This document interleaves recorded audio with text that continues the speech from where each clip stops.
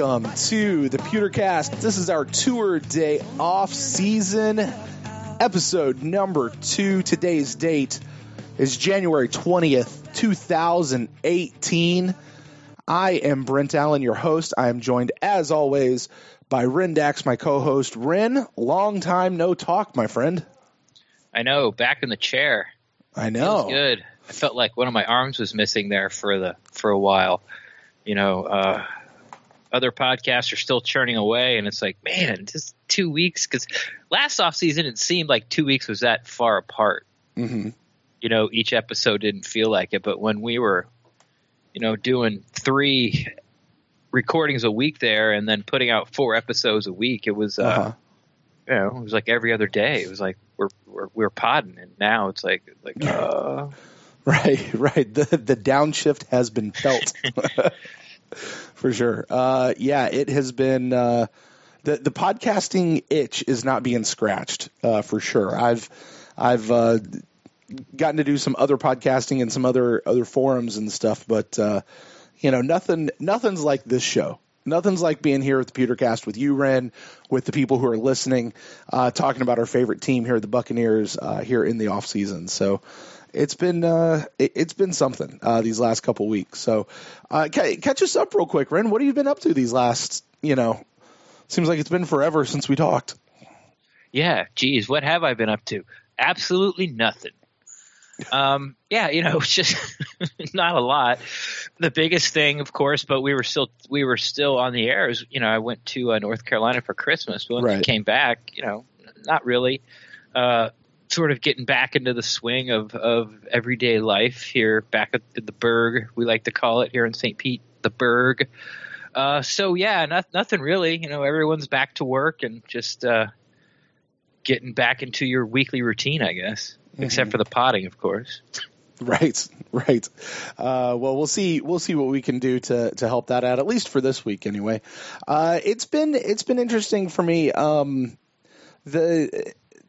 I spent a lot of this time with my family, my kid, you know, being off for Christmas break or winter break or whatever you call it these days.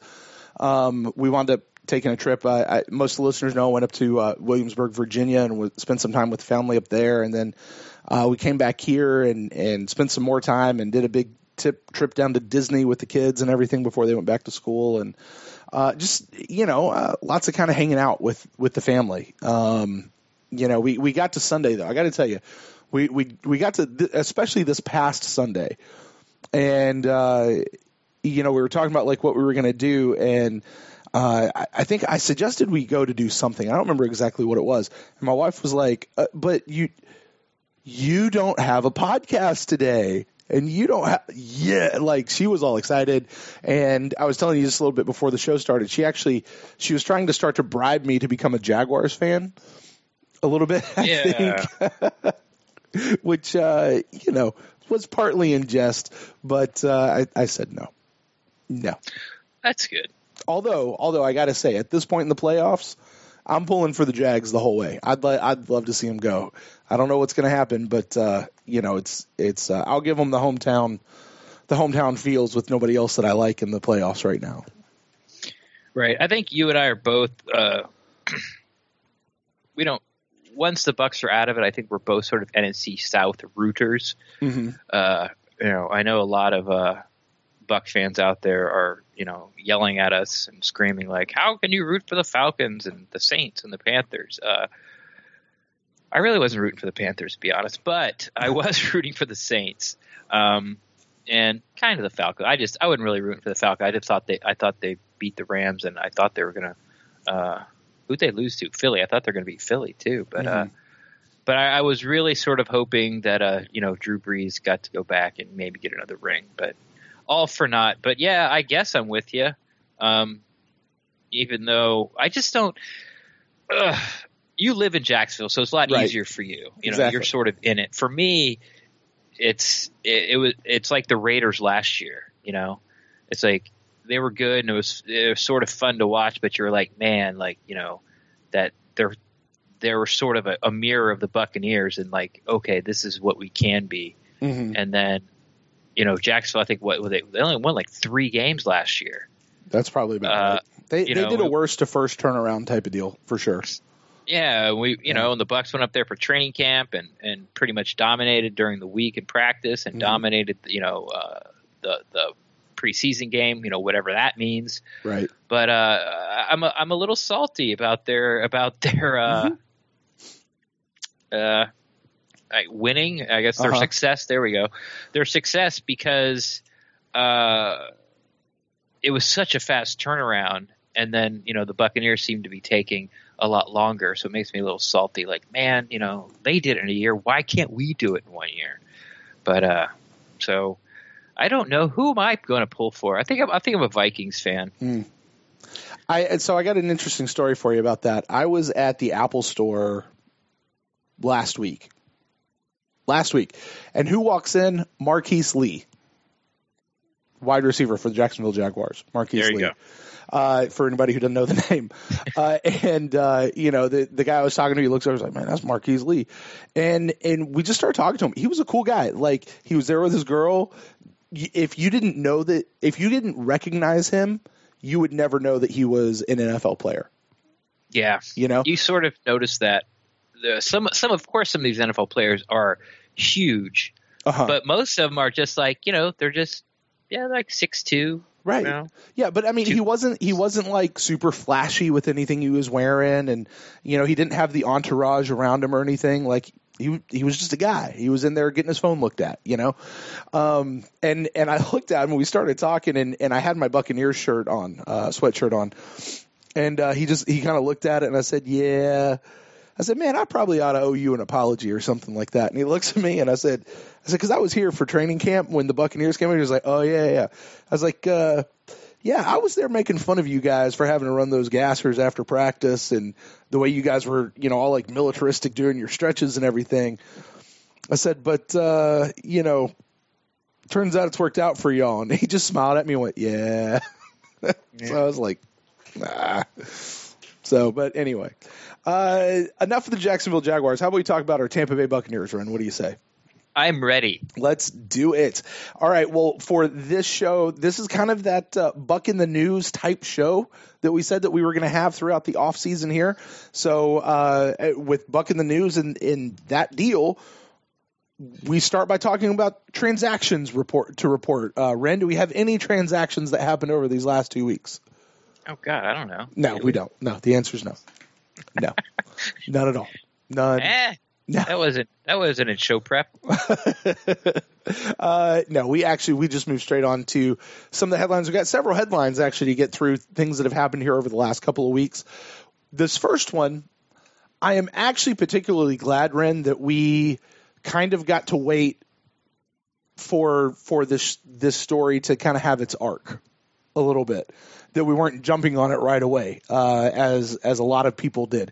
But the one, it's probably the biggest news, I think, that came out of the Buccaneers headquarters, I guess you would say. And Jason Licht having an interview with Rick Stroud of the Tampa Bay Times. Of course, there's that famous word that he used, cringe. Talking about making him cringe. Now, we can talk about that, but I actually want to talk about the interview really as a whole, and some of the different things that Jason said. Ren, did you get a chance to read the article and kind of see what the interview was all about? Oh, yeah. I was just excited as everybody else. I even, put a tweet out like, hey, Jason Licht speaks. And that was before I read it. He emerges. I was like, wow, he's out. He's talking. Let's see what he has to say. Mm-hmm. And so, yeah, I read it. And what jumped out at you from that particular article? Well, aside from the cringe thing, or you can start with the cringe thing. I don't care. We'll do it either way. Well, I guess can't really bury the lead on the article. It didn't sit well with me, but it didn't sit well with me enough where I freaked out about it. Okay. It seemed that, Buccaneers Twitter lost their minds over, that word cringe. And I just, I wasn't my favorite thing to hear, but when some of the beat writers went up to him during the Shrine practices, the East-West Shrine games down here, and St. Petersburg this weekend. Basically, it's sort of like the NIT of the Senior Bowl. Little smaller school guys, people that didn't make it to the Senior Bowl, but still have some talent, are at this sort of college all-star game, and Jason Licht was there, and they asked him to clarify, and he clarified it by saying, he was feeling that, he was seeing all the expectations of Buck fans that, we're going to go out there and hang 50 on people every week. And so he was sort of cringing at that. I just think it was a poor choice of words. Yes. Yes. I understand what he's saying, but he could have said it without using the word cringe. Like, I was a little apprehensive, seeing, how the fans were projecting how many points our offense was going to score. Or he could have said, laughable. It was downright laughable. No one puts up 50 points a game. No one puts up 40 points a game. I bet probably, 30, 31 is probably around the best offense that's ever played a 16-game NFL season. So I get where he was coming from. I didn't like the word, but I definitely did. I didn't freak out about it. I was just like, that's I guess Jason Licht had stored up enough cachet with me to, if he makes, if he misspeaks in the media, especially if it's just one word, it's not like he went on and on and on about it. It was forgivable. But with that, okay, I understand where Bucs fans were miffed.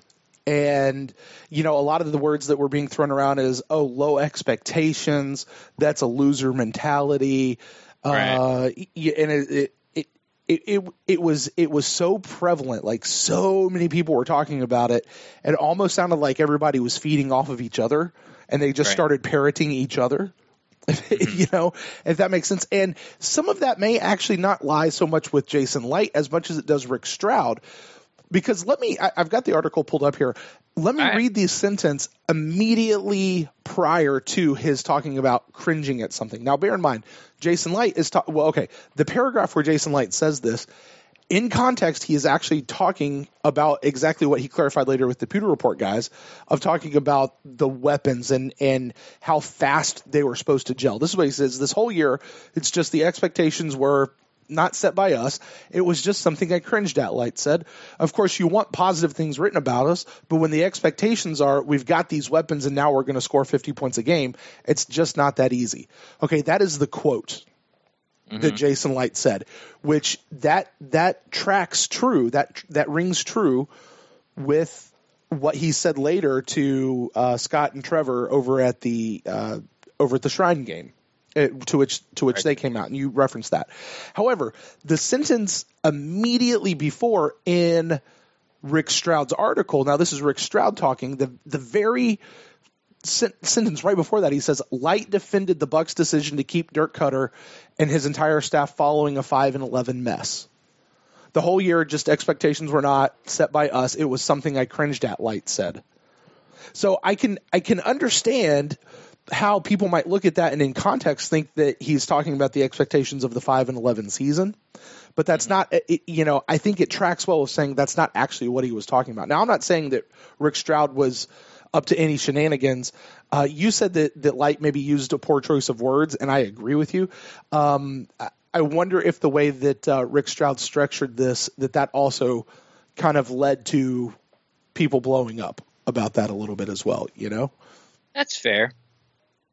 So, which, by the way, kudos to Rick Stroud for getting this interview with Jason Licht, because, I thought maybe he went to visit Ursula the Sea Witch and, traded his voice for a while there, Jason Licht or Rick Stroud? No, Jason Licht, just as much as we weren't hearing him. That's a reference to The Little Mermaid, to which I've watched about 4 or 5 times in the last 3 days, thanks to my little girl.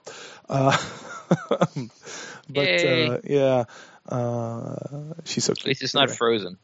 At least it's not frozen. Amen. So anyway, yeah, it was just it's something I think that got blown out of proportion with the air in the field that Bucs fans have right now. Because I make no mistake, and I don't know if the guys in One Buck are aware of how much the season is still stinging for Buck fans right now. Yeah. Like there's a lot of us, and I say us meaning the collective us, because I'm done. I'm kind of over it. I'm moving on. But there's a lot of us as fans who still, that 5-11 still pisses them off, like right now.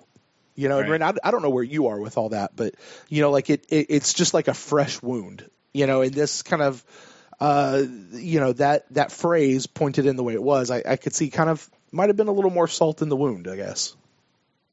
Yeah, for sure. And I've gotten a lot of tweets or people have DM'd me, and we sort of talk about this, about how negative it turned this offseason so quickly. Mm-hmm. Every time an ex-Buccaneer would make some type of play in the playoffs, or somebody they could have drafted made a play in the playoffs, mm-hmm. It was like, or somebody they could have signed. Yeah, like people were tagging Jason Licht on Twitter. It's like, hope you're paying attention. Defense and the run game win games. It was comical, but you could understand where they were coming from, because, like you said, it was every time you see a potential mm-hmm. Buck who maybe they wanted in the draft and the Bucs passed on, or a ex-Buck who maybe the last regime let go and is now in the playoff and made a play, like made a tackle or a sack or a catch or scored a touchdown, for God's sakes. That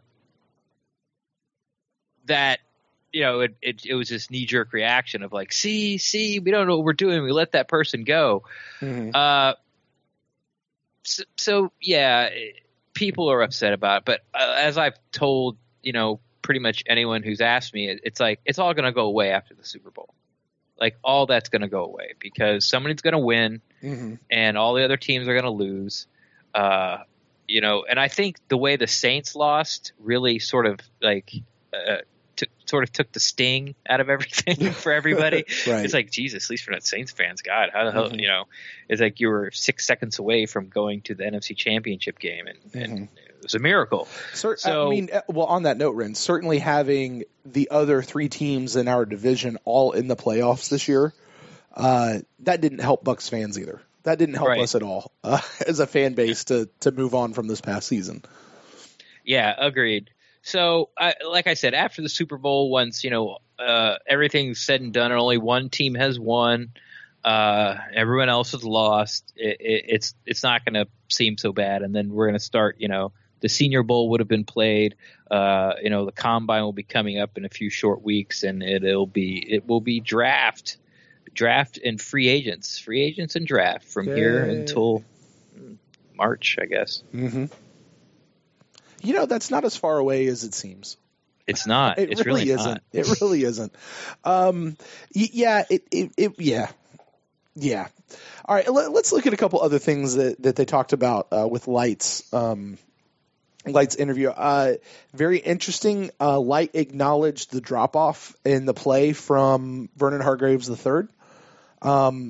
It was barely touched on, but it does seem like he may be pinning that more on the player than he is coaching or anything else. Just saying, look, Vernon Hargreaves didn't live up to he didn't play up to the expectations that they had for him. Yeah, well, I guess it ultimately does rest with the player, no matter, mm-hmm. it's your career type of deal. I don't think he threw a couple people under the bus. He did in that interview. He also threw Doug Martin under the bus. Very much so. And rightfully so, though, mm-hmm. by the way, on that one. And, Vernon was, he sort of, let's face it, he lost his way this year. He was giving up way too much cushion, and it just felt like he was, from an outsider watching, it felt like he was sort of playing scared, mm-hmm. Just wanting to keep everything in front of him. And then, he moved into the nickel and he had a better game, and then he had to go play the other side of the field, the left outside corner where Grimes plays, because mm-hmm. he was hurt. He had probably his best game all year out there. Right. Then back to the nickel, and then he was gone. Right. So it's still a big question mark with Vernon Hargreaves. We'll see. Hopefully something clicks with him this off season. or they find the best way to use him. But yeah, and that's one of those things. A lot of people have been given Light a lot of crap of just going, you spend a first round draft pick on a nickel corner. That's one of those things. Thinking about it now, you realize Jason Light's kind of got to be sitting there going, I know, shut up. Like people are still giving him crap about the Roberto Aguayo thing. It's like, look, it's I know it pisses me off too. And I'll tell you, that's actually one of the things that I liked about this article, listening to Jason Light, because he's talking about these expectations, and he said this in the article, talking about what are some of the reasons, like just trying to be frank about what didn't go well this season. And he said, well, number one, I would say that, and he says, ... I'm not using these as excuses. And then he goes on, he's talking about Jameis Winston and his injury. He goes on to talk about VH3, Doug Martin, a couple other guys, Noah Spence. I think that phrase that he used, he says, and I'm not using these as excuses, because there's a difference between making excuses, which he's getting, what's the word? He's getting tagged with that phrase a lot. A lot of excuses, a lot of excuses, a lot of excuses. There's a difference between making an excuse for something and recognizing a valid reason, and the idea that Jameis was hurt, that's a valid thing that actually throws off your team. Recognizing that the two pass rushers you were most dependent upon were both coming off of an injury, and unfortunately they just got re-injured. And that screws up your whole defensive line. And, some of the guys you signed aren't really playing up to what you signed them to do. Like, those are reasons, not excuses. They're just reasons, and you should be able to get around that. You should be able to figure that out. But those are still reasons that really hamper your whole game, So I like the fact that he can be analytical and he can be critical of what's going on with the team, and not just use those to wipe away as excuses and say, oh, we'll see, look, everything's okay. I like that. I like that. He also said this. He said, talking about the defensive line, talking about another unit that definitely needs some help. He says, we do a lot of work on the defensive line every year. There's been a lot of defensive linemen that I liked and I'd hoped to get. It just didn't work out, which makes me wonder how much he actually tried to go after Calais Campbell this past offseason. Yeah, there was a special that was out there. Like Calais Campbell was sort of being followed by NFL Films or somebody, and he had it down to 2 teams. But I'm not sure. Don't quote me on this, but at the beginning, I think it was like 3 teams, and I want to say the Bucs were one of them. But like very early, it was just like something like 10 minutes. It was sort of like his last day. Like he had to decide. Like clock was ticking. Like you have to decide the next 5 minutes where you're going, or you can't be. It was some deadline he had to get on, guys. But I think like the Bucs were pushed out. Maybe it was like 5 teams, and he's like, okay, I don't want to go here, here, or here. One of them was the Bucs. I want to think that's true, but I'm not sure. But yeah, you hear this Calais Campbell talk all the time. Well, one, I know Dirk Cutter said, well, we couldn't pay him. Well, yeah, they could have, but for the salary that he has and the length it's going to be, you got to take 3 people off the roster. So maybe it wasn't a smart move. 2, you don't know Calais Campbell wanted to come here, right? Even. Exactly. It's sort of a hard argument because actually I don't remember who the other team was, but he just went with the Jags because of the money. That's what he did. It was, Jags only won 3 games last year. Yeah, they have some nice pieces on defense. Their offensive lines, above average, but they didn't have Fournette yet. So they didn't really have a running game. And they had Blake Bortles, who just came off winning 3 games and regressed hugely from the year before, where he threw something like 35 touchdowns, and then he went back to being Blake Bortles the next year, which was last offseason. So he just chased the money. Not, and it's his right to do that, but, all this talk of we should have got him. It's all hindsight. It's all 2020. And like I said, Rick Stroud came out and said on Twitter the other day, like, the Bucs are going to take Dalvin Cook, but O.J. Howard fell in their lap. Mm-hmm. Like, that was going to be their pick at 19 with Dalvin Cook. And was it really? Oh, I didn't see that. Yeah, that's what he said. He was having this back and forth with somebody, some angry person. It was, of course, because of the Cringe article. Sure. And he just sort of admitted that. And Rick Stroud doesn't say stuff that he doesn't have knowledge about. He doesn't speculate. Mm-hmm. And he pretty much just said the Bucs were going to take Dalvin Cook at 19. So there's lots of players they like. Like we didn't get a running back last year. Well, we've been over that. How the way the draft broke, it just didn't work out for them. Right. It's all about grade on the player, value and need. It just didn't work out. So there's lots of things that the Bucs probably try to do that don't happen. I bet for everything that they do pull off, like on draft and free agency and things like that, I bet that's only 10% of what they're actually, of all the things they try. I bet 90% of the stuff they try just doesn't happen because you got to find somebody to dance with. You need a partner in all these transactions. All right, let's play what if real quick. Sure. Since you said that, let's just play what if. If the Bucs would have been able to draft Dalvin Cook, do you still think that we would have kept Doug Martin and paid him what we paid him this past year? Yeah, because that was the big thing, right? Like, are we going to bring Doug back or not? And turns out we all know what kind of season Doug had, which Light even acknowledged. He said Doug was never the same. He was just never the same guy. I think if they would have drafted Dalvin Cook, that they would have tried to bring Doug back, but at a much lesser price, since all his money was voided because of the suspension. Sure. But who knows? But that's my personal opinion. They would have tried, because now they would have had some leverage against him. Because let's face it, Doug Martin really had all the leverage last year. Mm-hmm. It's like, okay, well, who's your running back? Oh, we got, Chris Rogers. Oh, the guy who was on the street a year and a half ago. Oh, we got Peyton Barber. Oh, the guy who left college early and had what?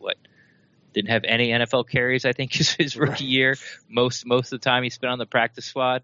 And then Jeremy McNichols, who turned out, he couldn't learn the playbook. Like he just could not pick it up.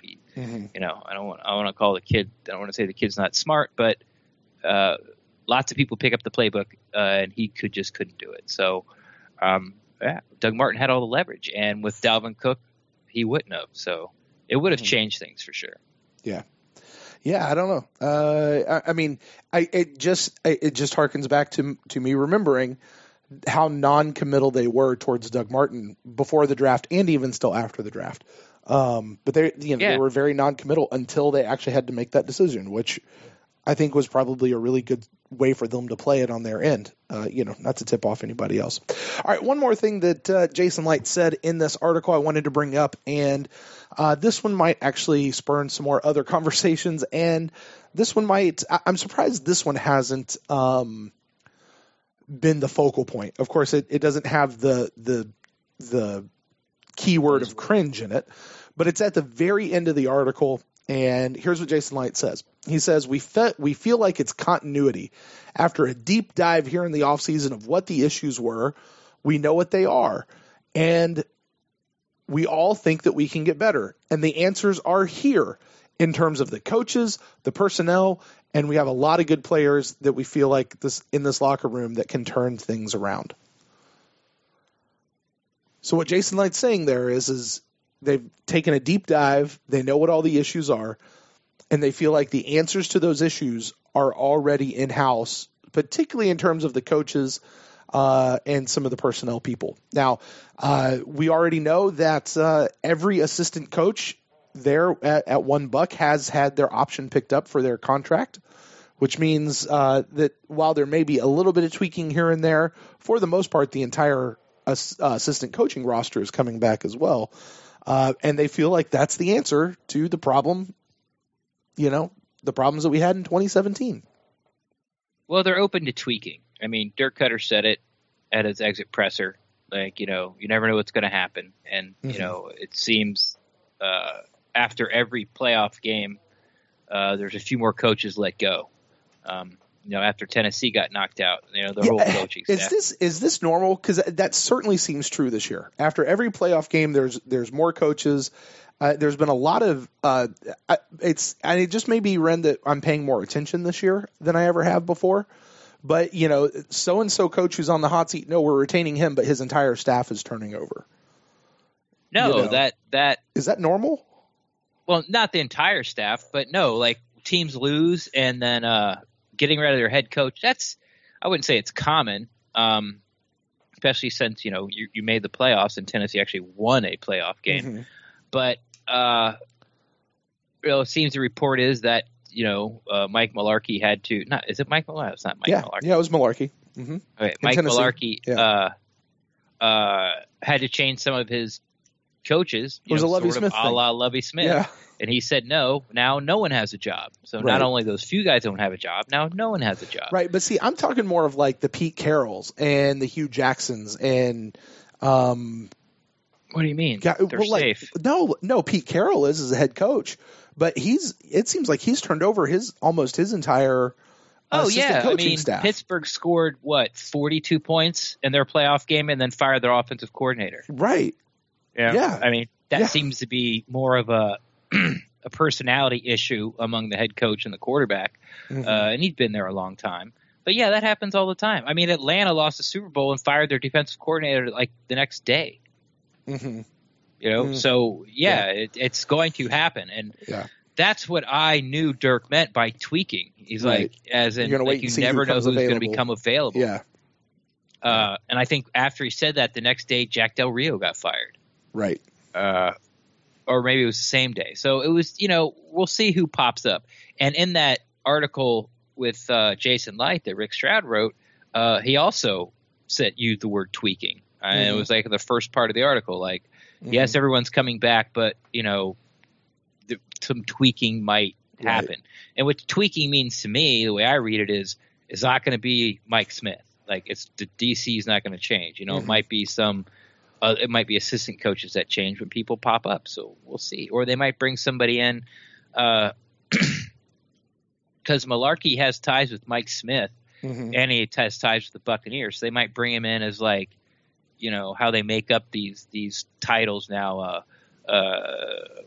Assistant head coach, something coordinator, game management assistant coach, defensive coordinator, or defensive operations manager or something. They just make it up when he doesn't really coach anybody, right. But he's just basically another defensive coordinator, having another defensive mind, a good defensive mind on the staff. So I think something like that is more likely to happen. But it's pretty common. It's just you get hired in the NFL to be fired. It's just right. That's the way it is. Right. So, in looking at this, just to wrap this up, because I think this is important for Bucs fans, the idea here is not so much that we're 100% happy with the entire coaching staff that we have here. And by we, I mean Jason Licht and Dirk Cutter. It's just this is the best that we have available to us right now, who, kind of like the Calais Campbell situation, have agreed to be here. Right. Like, because in that same situation, they can call up Jack Del Rio and say, "Hey, Jack, we got a job for you. You want to?" And everybody, I can't tell you the number of Buck fans that I've seen that have said, "We need to hire Jack Del Rio. We need to hire Jack Del Rio. We need to hire." God, there was another coach that just got fired that they said, "Oh, everybody got to get him," or, we got to get Bruce Arians down here as VP of Ops or something like that, or. Look, Bruce Arians retired. He and his wife are trying to take some time off. I'd be surprised if we see him anywhere around football next year. But when fans ask for like people from winning organizations to move to an organization like Tampa and make a lateral move, like before Patricia, the defense coordinator from the Patriots, was pretty much locked up to get a head coaching job. People are like, bring in Patricia as DC, as defensive coordinator of the Bucs. Why would you leave the Patriots as a defensive coordinator and go to the Bucs as a defensive coordinator? Why would you make that lateral move? One reason. His next beaches. Yeah, that's it's just like you're going for weather. It's like what? No, it's like that's not going to happen.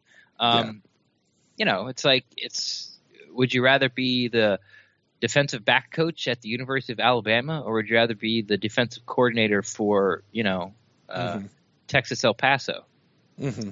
If you're looking to move up in the coaching ranks at two big programs. Right. So I think you and I are probably in agreement. Tweaking is not necessarily tweaking probably does not have anything to do with our coordinators or the big time people that we have. However, the George Warhops or the Jay Hayes that you and I have talked about, not infrequently on this show, that could still happen should the right person come available. But otherwise, they're going to stay with who they got. Yep. Yeah. I hope there's some type of change. I do too. I'm with you on that because it blows just for my my mind. Personal fan psyche. Sure. It blows my mind that the entire coaching staff would come back completely unchanged. I don't know. I guess on the one hand, I understand the idea of I don't want to fire these guys unless I already have a guy in mind to replace them. Right. But at the same time, if we see that, like I say, I look over and I go back to the Pete Carroll situation. I'm pretty sure he fired just about the entire staff. Now, I might be wrong. Somebody can correct me on that.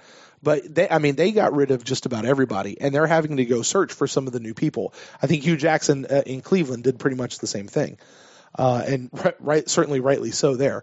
So it's not like it's unheard of for them to say, "Hey, listen, we're going to let our defensive line coach go, and let's start a look for a new one." You know what I mean? Like that's not unheard of. But I understand the other side of we're not going to let them go unless we know who the next guy is. And a lot of that is to sort of quell the rumors of being on the hot seat.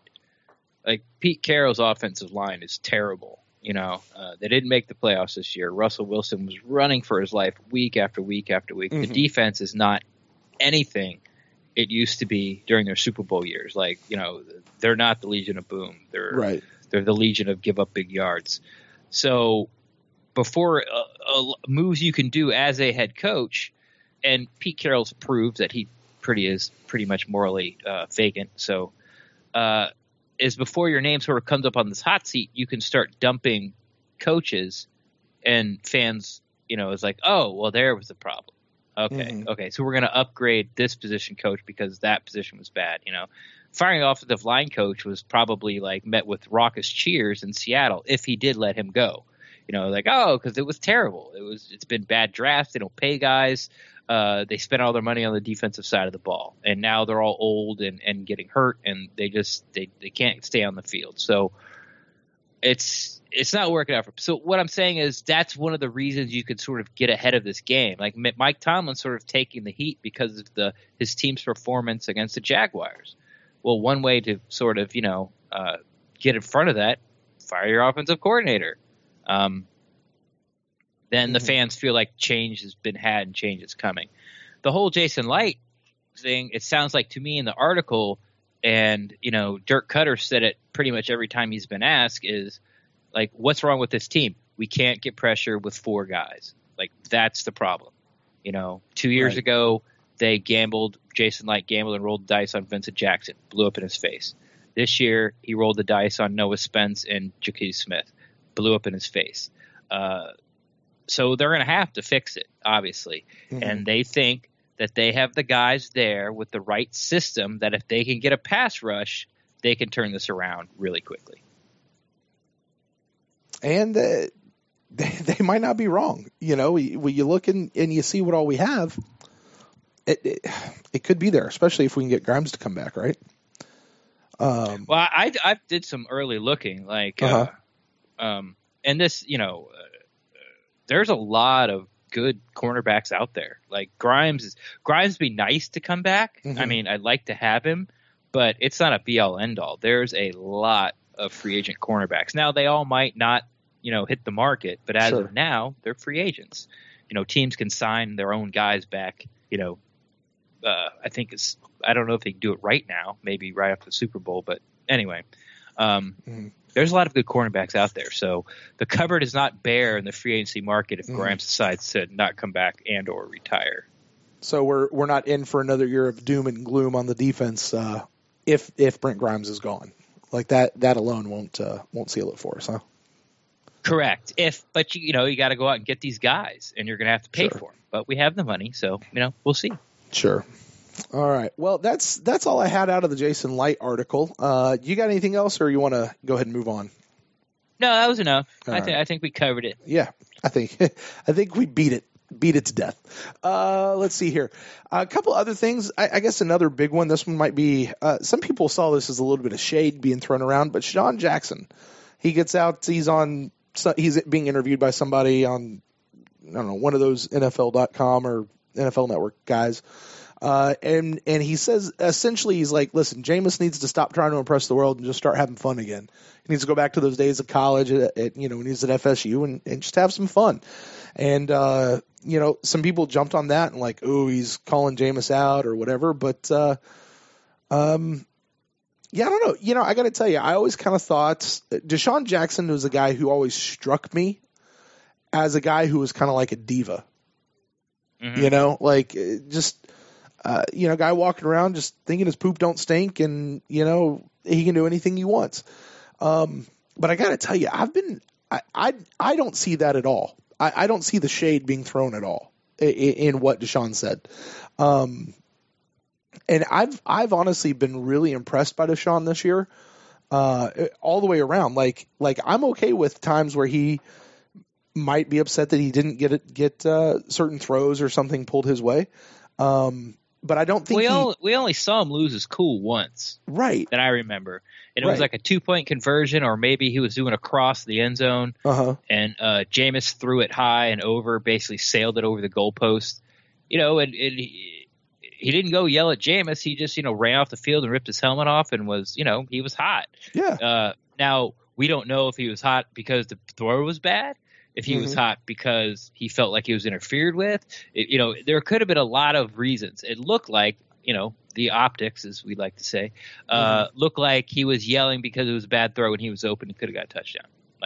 But besides that, he was extremely professional, He did sort of have this diva attitude,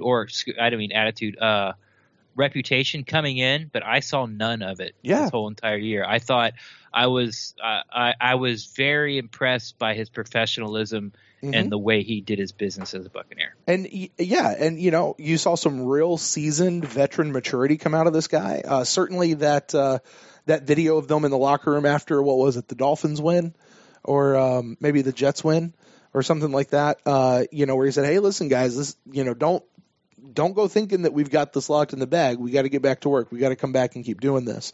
He was, the context of him talking to Jameis about this was right after the season, and they were having a conversation. He's just talking about a conversation that they were having. And, that's the kind of stuff that you want to see out of a guy who's been around the league for a while. I'll be able to talk to some of the younger guys. So, I liked it. I liked the fact that Desean was able to see that, pick that out. I agree with Desean. If Jameis is out there and some of the stuff that he is doing is in an effort to impress everybody, like if he feels that as a pressure, and Deshaun's kind of picking up on that, like, hey, young man, I feel like this might be a thing for you.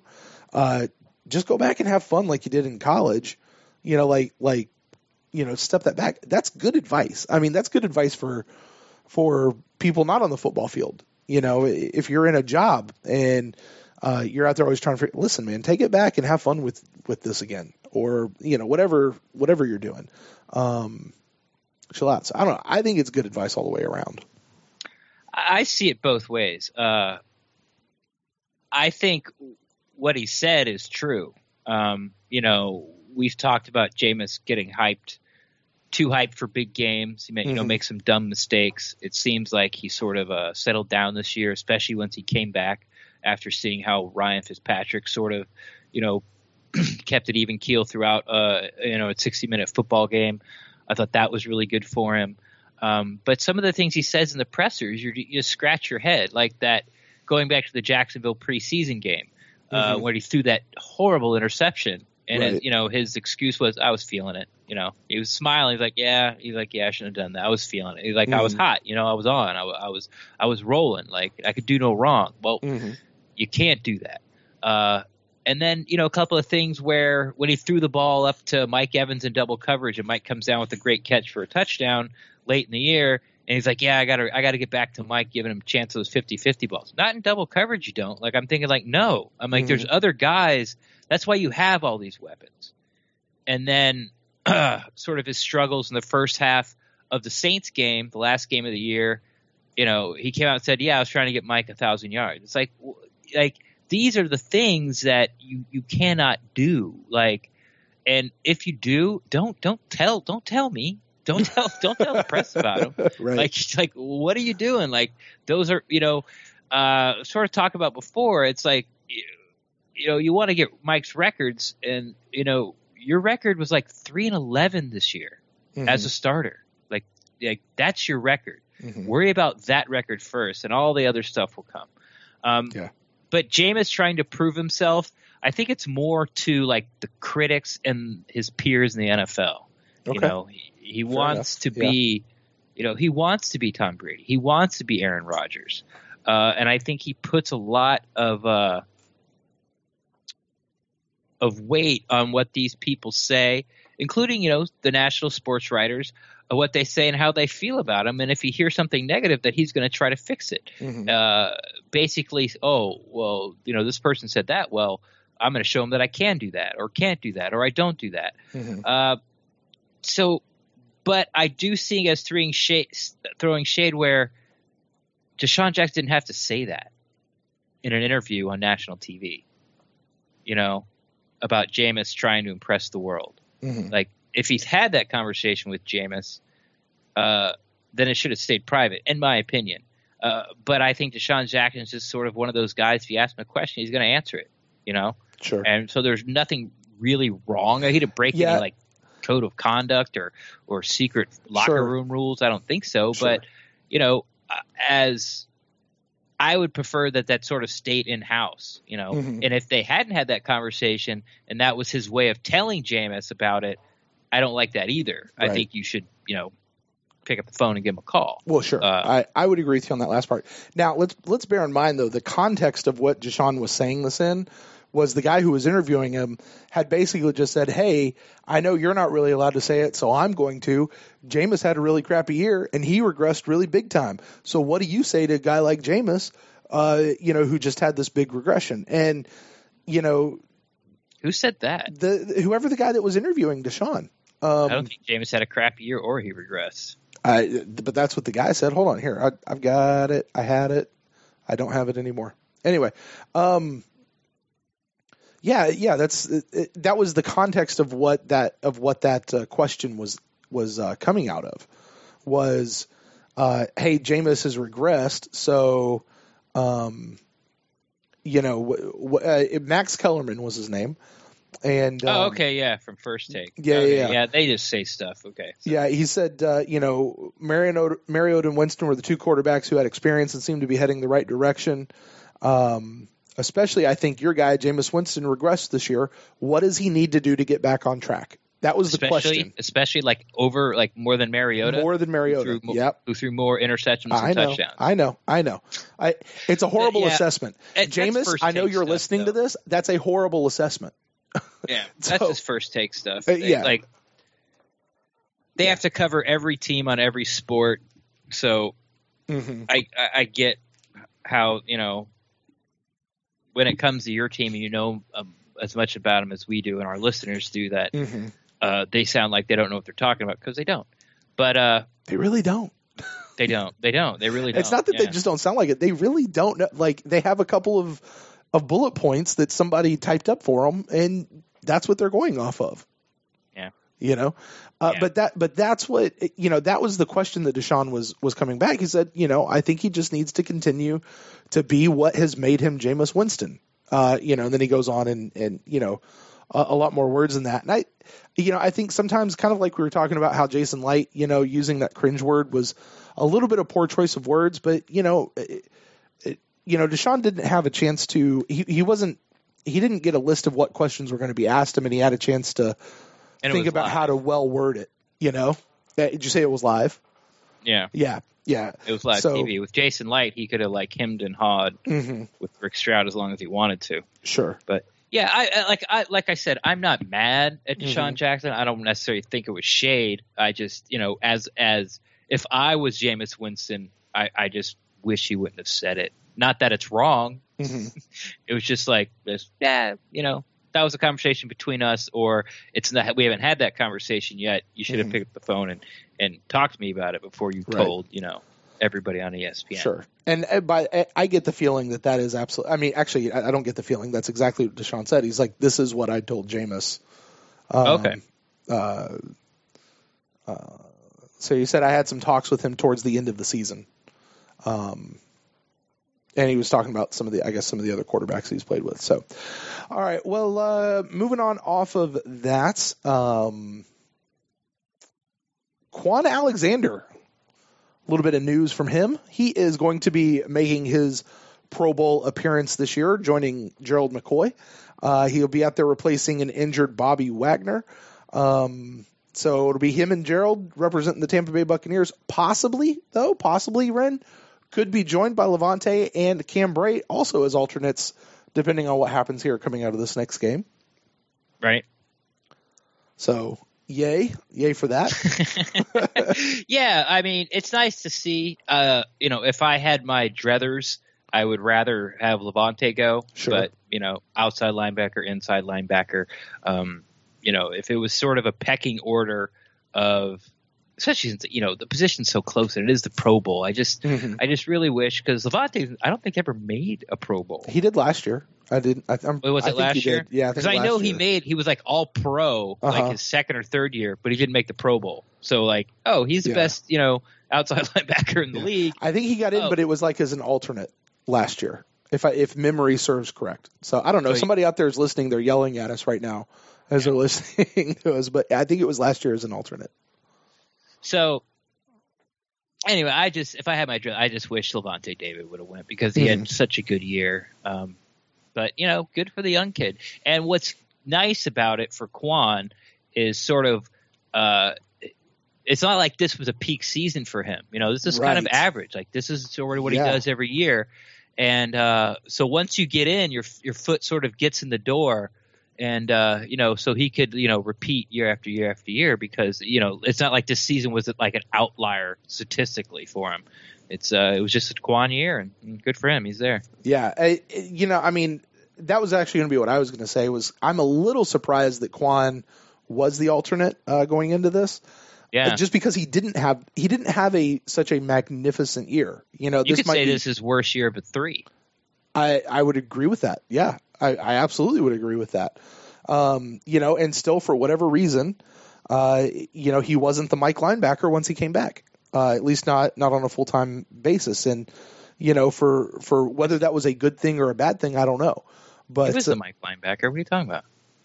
He didn't have the little green dot. That was mostly Levante. That doesn't mean you're the Mike linebacker. That's what Mike means is you have okay, whatever. He's the middle guy, but he wasn't the guy with the green dot. He wasn't the guy that had the thing in his head. Yeah. Thank you for clarifying that. Whatever. You're welcome. My point being is he didn't have the green dot. He didn't have the green dot. He did have the green. You and the green dot, man. I know.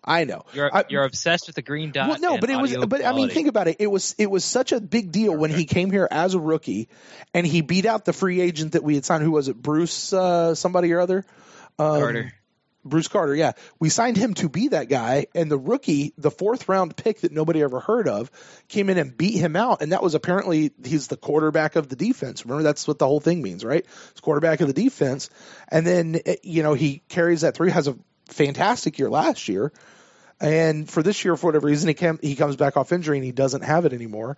And he has kind of a mediocre year. And, trying to figure out mediocre by his first by Quan standards. Yes, exactly. Thank you. But you remember, go back to last offseason, everybody's like, oh, Quan's going to be the breakout star. He was going to be the breakout star of Hard Knocks. He was going to be the breakout star in Good Morning Football. He was going to be the breakout star. This was the year the NFL was going to get put on notice of Quan Alexander. Year of Quan. Yeah. And he kind of didn't, of didn't. But good for Quan. I mean, absolutely good for Quan. I was just a little surprised, but I'm glad he did. I'm glad he's in there. Yay. I really am. So yeah, that's that. I made 3 bold predictions beginning of the year this year. Ooh, and all of them did not come true. What were the other? What were they? Do you remember? One was Doug Martin will get 1,000 yards when he comes back from injury. Okay. That didn't work out. Not even half. Okay. Levante David would get 7 sacks. That didn't work out. And my other one was how many did Alexander. he have? What did he have? 3? None. Oh, okay. None. So again, not even half. Okay. I'm pretty sure it was none. And then my last one was Quan Alexander would not make the Pro Bowl. Ooh. You were so close on that one. One injury away. Damn you, Bobby Wagner. Yeah, so 0 for 3. Last year, the year before that, I did really well. I don't really remember what it was. I was like 2 for 3. I said Marpet would make the Pro Bowl. People would want Donovan Smith's head by the end of the year and something else. Mm-hmm. But I got 2 out of the 3 last year. Let's see. I'm double checking on Levante. Yeah, no sacks. No sacks. Okay. No sacks. All right. Well, as we turn the corner here, let's hear what else. We talked about all that. That's really it. One last. I just want to give a shout out, Ren. Okay. And this is more of just because our show and their show started virtually the same time. There's another Buccaneers podcast, the Bucks and Brews podcast. I've heard of them. If you like beer and you like hearing guys just sit around and drinking while they're talking about the Buccaneers, a bunch of college guys or college friends, actually, I guess they are. We just kind of started around the same time. So I personally feel a little bit of a kinship with these guys. So they just put out their final episode for the second season. So just want to shout out for them and, congrats on them for finishing a second season. It's a bigger feat than a lot of people realize. And I think they're coming back for year number 3. So yeah, I saw you give them a shout out on Twitter about it. They're like, so as long as somebody produces it. Yeah, right. As long as somebody pays the bill, I'll drink beer and talk about football. Right. But, yeah, it's when you first start to listen to it, it's a little difficult to figure out who's who. Uh-huh.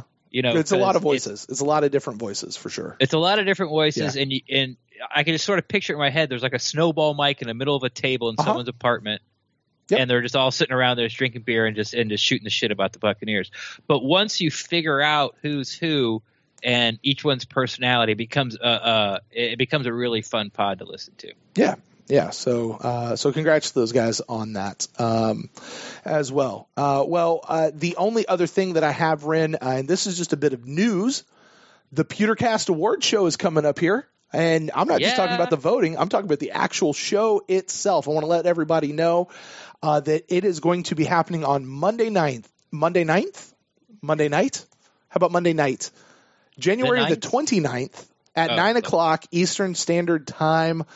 And it is going to be live. You can join us on Mixler.com/The Pewtercast. We're going to use our instant casting platform. It will not be a call-in show, Ren. At least I don't think. I don't know. I haven't decided yet. We'll have to figure out how that works. Why would we have a call-in I don't know. It could be very interesting. We'll be right in the middle of it. And but if anybody would like to join us for that, we will put that out. It'll be live on Mixler.com on that platform. But Monday night, January 29th, we will reveal the winner, which means there is still time left to vote. There are a couple of categories out there that are neck and neck. They're going back and forth. It's been fun to watch. We have already doubled the voters that we had from last year, Ren. Yeah. Which is really cool. So we got about a week left. A little bit more than a week left, but people can still go vote. You can vote for things like your favorite Buccaneers podcast. You can vote for your favorite Bucs Which should be the Pewtercast, by the way. Should be. Everyone. Should be. And if you're listening to this, you can vote again. I think so. Let's hear. You've got favorite Bucs media personality out there. You've got favorite Pewtercast guest of the year. You've got player of the year, MVP. You've got defensive player, special teams player, offensive players of the year, free agent of the year. There's a rookie of the year category, a whole bunch. There's about 13, I think, different categories, Ren. And it's a super fun show. It's going to be fun. I was listening back to our one from last year, and I'm just glad that we have gotten a lot better in the last year at podcasting. So were we that bad? It wasn't that bad. It just, we've worked some things out. We've worked some things out. So that was my last time as a guest. It was because as soon as that show ended, you asked me if I wanted to co-host next year. It was the show that got you your job. So that you just said was crap. No, it wasn't crap. I didn't say it was crap at all. I just said we've gotten better. All right. It was a fun show to listen to. Just fast forward through about the first 10 minutes and then start and go from there. So hey, Fish is listening. Don't give it away or anything. But is he in the running? Like is he within is he in the top 3? Of the year? Do you remember what I said when I said that there was a couple of categories that were neck and neck and going back and forth? Oh yeah, he's in there. I'm just going to leave it there. Okay. I'm just going to leave it there. All right. Well, that'll do it. We have a couple of questions and emails. Don't forget, Petercast listeners, you can send in your emails at petercast@gmail.com. We'll be answering all your questions all off season. Just that it will take 2 weeks for us to get the answers out to you. But we do have a couple, and those will be coming up right after this break.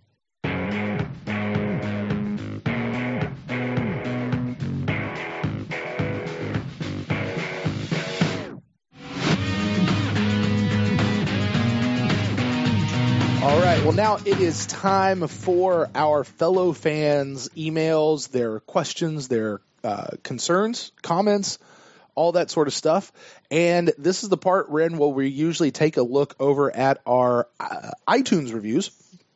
Mm-hmm. And still don't have any new ones, which is okay. We do have a new rating, which is very cool, though, so thank you for that. It looks like it was another 5-star rating, so appreciate whoever did that. Just to take a moment here and remind everybody, if you would like to go over to iTunes and leave us a review, we would love to be able to read that here on the air. And it not just that, but it also helps. It helps other people find the Pewtercast as they're out there looking for Buccaneers podcasts. There's a lot that they actually get to troll through. I went and looked, Ren, the other day, just living here in Jacksonville. Do you have any idea of how many Jacksonville Jaguars podcasts there are out there? 2. 4. There's 4. And 2 of them are fan podcasts, and the other 2 are official podcasts. Or one's like a media podcast, and the other one is the team podcast. There's 4. We have like 20-something. And as you mentioned, there's several that are continuing all through the offseason. There's some that are taking a hiatus and various things. So, Bucs fans, what that means is we just have a lot to choose from. So leaving us an iTunes review, that just populates us a little bit higher as people are searching for Buccaneer podcast, and just allows other people to find us. So if you'd be so kind, do that over on iTunes. You just click rate and review. We always prefer the 5-star kind, and when we see that come in, we'll read it here on the next episode. And if you don't have an iTunes account, if there's a way to leave a review on whatever podcasting app you use, please feel free to do that there. But also, just go over to iTunes, leave us a rate and review there, and then go back to listening to us on whatever your podcasting app of choice is. Now, with that, Ren, we had 2 questions come in this week. One actually got sent to you directly. One got sent to me. So I'll let you go first. How about the one that you were sent earlier? I think it was earlier this week, actually. Yeah, usually at the end of the show, I tell people, I'm always down to talk Buccaneers football, but it's a little lengthy, or maybe you don't want to put it out on Twitter for everyone to see. You can always DM me. And there's a few people that DM me, and we talk back and forth all the time. One of them happens to be Chris. His Twitter handle is @TB_Bucks_for life. So Tempe Bucks for life. And it's pretty lengthy. So I'm just going to sort of paraphrase for it. He starts up like, "Hey, what's up? He misses you and I on the podcast." Well, we're filling that need. And basically sent this around when the Cringe article came out. Mm-hmm. He was a little concerned about the negativity. that had been coming out. We all saw it during the playoff games where, I talked about it before, where see Jason Licht, that's what you have to do, or God, I can't believe the Bucs let go of that player, or geez, like we could have had that guy, and all our fortunes would have been changed. And he goes on and talks about how he likes to, or he thinks that no matter who's there, you should support them, and that's the way it always. He thinks it should be, but above all else, he wants to see the teams to succeed. He talks about how he doesn't think that it was the right move to fire Cutter and or Licht, and he's glad they're back. He's glad they didn't blow up the whole front office and start over with Gruden, which he said that I'd said many times, which is true. Talks a little bit about how we all drank the Kool-Aid during the off season. It was yummy. It was yummy. It was cherry. It was just like the best flavor of Kool-Aid ever. It is, yeah. If you put a lot of sugar in cherry Kool-Aid, that's hard to beat. That is hard to beat. I think that would be my favorite. Yeah. Even did you ever get the sugar-free Kool-Aid and put like real sugar in it? We used to do that. Who does sugar-free Kool-Aid? My mom. Yeah, we had Crystal Light for a while growing up. That wasn't good. It says he drinks the Kool-Aid and he's disappointed just like everybody else. But just because of the record, it shouldn't, sort of determine your fandom. Then he goes on and talks about how the Bucs are really close from having another 9-win season. Nick Foles missing field goals earlier in the year. A couple of stops the defense didn't come up with. Not be able to get the ball in the end zone when we hit the red zone. All things that we've talked about and chronicled in past podcasts. He equates most of the negativity to that everyone just sort of was all in. Not everyone, but a lot of fans that were all in on Gruden when they didn't get him. Again, it was one of those things where it's the Glazers' fault. Like the Glazers didn't step up, and we've talked about it earlier in this podcast. With Calais Campbell, like everyone, the narrative seems to be like, John Gruden said, "Yeah, I need 10 years, $100 million," and the Glazers said no. Well, what if the Glazers said yes, but he just wanted to go to the Raiders anyway? Like we just don't know. So, like I said, which by the way, I was going to say, by the way, I actually read something earlier today that was put out by Tirico. That was the guy that he did something. Was he in the broadcast booth with him or something? Tirico? Oh, Mike Tirico? Yeah, Mike Tirico. Yeah, he was Gruden's Monday Night Football partner for years before he got Sean McDonough. Gotcha. He actually had come out and had said that Gruden actually preferred to go back to the Raiders. Like he just wasn't that interested in coming to the Bucs. Which is understandable. You've already won a Super Bowl. Yeah. And if you win another one with a different organization, I think he's bidding for the Hall of Fame. Sure. As a big, of course he likes to coach and it's in his blood, but I think winning 2 Super Bowls with 2 different teams could sort of cement, go a long way at least to getting him into the Hall of Fame. Then he goes on talking about why they're not making any changes to the assistant coaches. We've discussed that tonight as well. Like I said, for me, just for my psyche, even if I don't care if it's really the right or wrong decision, I would like to see some change. Replace the strength and conditioning coach, or just somebody, just the guy that plays the music, like right. The clock management coach. The what? The clock management coach. Yes, there we go. That's somebody make a change. Just make a change. Yeah, I get it. But I understand, why they don't. We sort of talked about that. I think they're going all in on the pass rush, and if they have the pass rush, the defense will improve. And I think the offense is pretty much on track, and I think they learned a lot of things. So, but he goes on saying, like, if this is sort of a make or break it year for Dirk Cutter, then why would you change Mike Smith? Because he knows him so well and he trusts him. And if you are basically coaching for your job, who better to have in your corner than your best friend or a very good friend or someone you trust. Which, by the way, is a little bit of what Greg Allman told us The night we had that special kind of little bonus content episode. It's still going to be a few clicks back in your podcast feed, ladies and gentlemen, if you want to go back and listen to that. But anyway, sorry, go ahead. You were just reminding me of that. No, yeah, and it just follows along, the logic. It makes sense, like it or not. It's there is logic you can follow to get to that point. And then he goes on and says also sort of what we discussed. If the pass rush gets better, so does this defense. And then asks about, what our thoughts are on the topics that he has brought up. I sort of answered as we went. Anything to add? Or I go too fast? It was very long. Yeah, I mean, getting to the end of that and saying any thoughts on comments that we've had brought up. I mean, you said we covered so much of it. We did. Before the break. But Cutter and Light coming back, negativity, Gruden, Glazers. Yeah. I mean, we just talked about Gruden a little bit. Gruden. It's the Calais. We may actually just talk about that. It's the Calais Campbell situation. You've got to have interest from both sides. And the more we find out about Gruden going to the Raiders and not coming to the Bucs, the more the consistent thing that we hear is he just wasn't really interested in coming to the Buccaneers, which, okay, fine. Fine.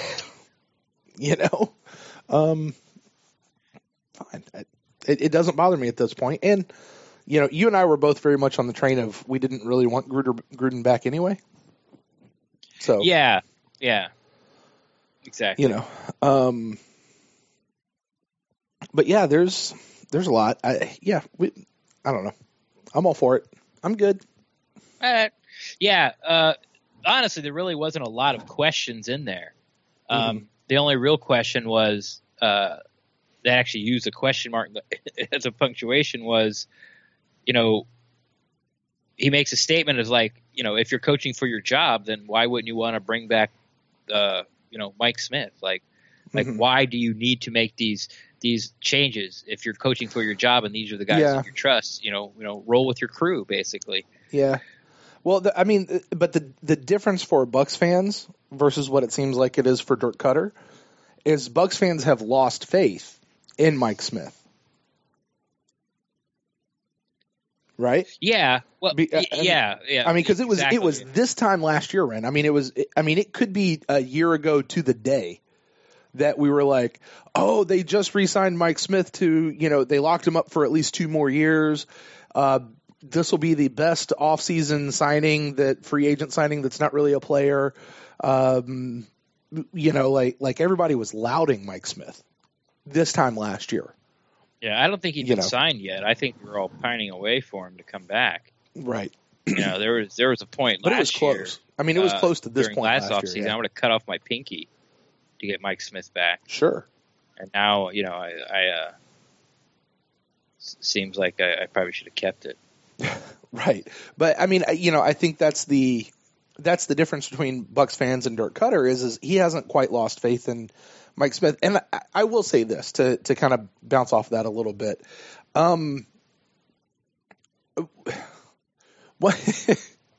was just in a marriage seminar with my wife. We go to these every once in a while whenever they're provided, and they were just kind of reminding me a little bit about the just part of what it is to be a man in relationships with women and different things like that. And I was realizing, like, being a football podcast, Ren, that means that, what would you say, probably 95% of our demographic is male, I would guess. Oh, yeah. Just a guess. More. Yeah. And, there's a funny thing that we as men have a tendency to do, and it really pisses off the women in our lives, is when like, and it's almost near like across the board, they're telling us something that's wrong with their day or something that's gone wrong, and men tend to move into this fix-it mode. Oh, well, I got to fix it. Here, I can tell you how to fix it. And they don't want us to fix it. They just want us to sit and listen. But as men, whenever something's wrong, we tend to want to fix it, And if you look around like the Facebook groups and you watch Twitter and you listen to people in podcasts, that's what we're all trying to do, right? We're trying to fix the Buccaneers. We see something's wrong and we want to fix it. Here's my solution of how to fix the Buccaneers problem, and it's usually, let's make this one move, these two moves, and we're set. And they're like ridiculous moves though, that nobody could possibly make. I say that to say, it seems to me that Licht and Cutter, and you extend that down through Mike Smith and some of those other guys, they probably have a much more intimate look at what actually is wrong and what actually is going on than any one of us actually do. Like they have more information at their fingertips of what's going on and what's happening than what any of us do who are sitting here trying to fix their problems for them. Yeah, they break down every player's performance after every single game. Yeah, and they grade them out very similar, I guess, to the way you and I grade out the different units. Only they do it on every player. Very similar. Exactly. He did okay, but we lost, so he gets an F. The whole team. I mean, I don't know. I'm just pointing that out to say, for all the idea of just saying, hey, we want to bring back Mike Smith or this player or that player or this coach or that coach. I mean, you and I have been a little vocal about our feelings on the line coaches around the team. Mm-hmm. But you got to sit back and think that Cutter and those guys, they have more information on how those guys have actually been performing in their job than what you and I do. Right. And here's the thing that I don't necessarily believe about Cutter. I think if Cutter felt like he had a better option at a particular position, he would go for it. But without that, I know Greg Allman, when he was on the show, said, hey, listen, Cutter is loyal. He's loyal. I don't think he's going to – he doesn't strike me as the kind of guy who is going to jeopardize his entire team and his entire future just for the sake of being loyal. Like, that person has to have shown him something that they actually know what they're talking about and he can trust them. Right. And I mean, you look at Doug Martin as an example of that. Remember, Doug Martin had a fantastic year, 2 years ago? Or something of that nature, right? Long time ago. It was a long time ago. But, and that was kind of Cutter's point, like when he kept getting asked about Doug Martin later this past year of going, well, why haven't you switched? He's like, well, remember, it was just a season and a half ago or 2 seasons ago, Doug Martin was the leading rusher, or he was going to be, or he was the second leading rusher. It took some time for that to – we were ready to jump – and by we I just mean Bucs fans in general – a lot of Bucs fans were ready to jump ship on Doug Martin a long time ago. Right. And I think in this particular case, it turns out that we were right. It's just Cutter, they were seeing what they were seeing in practice, and they were seeing other things than what we were seeing. That's all I'm saying is I think they're operating with a different set of data than what we oftentimes are operating with on our side. Oh, for sure. Yeah.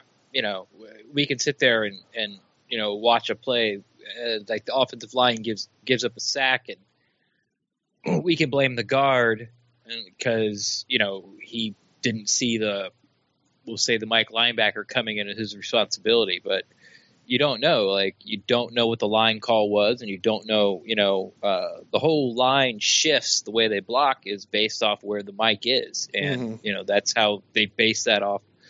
They're blocking off that. That's why you always hear, there's the mic. Like, that's what they're doing. Like, there's the guy. That's who we're calling the mic. I don't care. It doesn't matter if he's the mic or not. That's who they're to the offense. That guy right there is the mic. And that's how they base their blocking schemes off. So you don't know what the scheme is, and you see a guy come free and he gets tackled, and he goes right, say he blows right through Marpet and Sweezy, and Marpet's engaged with somebody, and Sweezy's sort of helping out, dots him with somebody, and goes right to that hole, and you think it's Sweezy's fault, but you don't know. Like, you just don't know. Mm-hmm. It could be Sweezy's fault, could be Marpet's fault. Could be, it could have been Marpet's fault because he made the wrong line call. It could have been a lot of things. Maybe the back was supposed to pick him up and didn't read it and didn't read the linebacker coming and went out on a little flare route out of the backfield. But that was his responsibility. If that linebacker came, he was supposed to step up and pick him up. Like you don't know. Right. So yeah.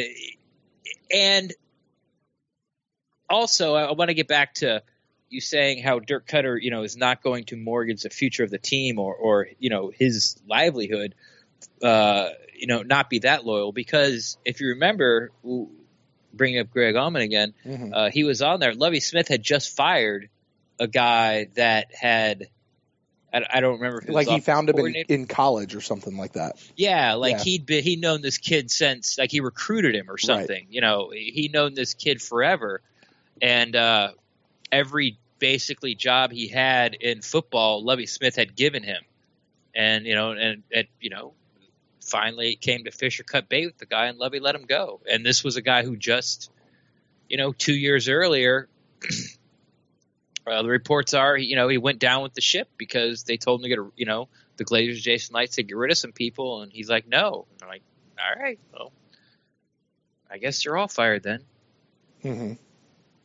So I agree with you about Dirk Cutter, so it's but once again, it's all speculation. We're not going to know about what they're doing, who they've talked to, who they've tried to talk to, who they've tried to bring in, who they're looking at. Maybe they're waiting for, people,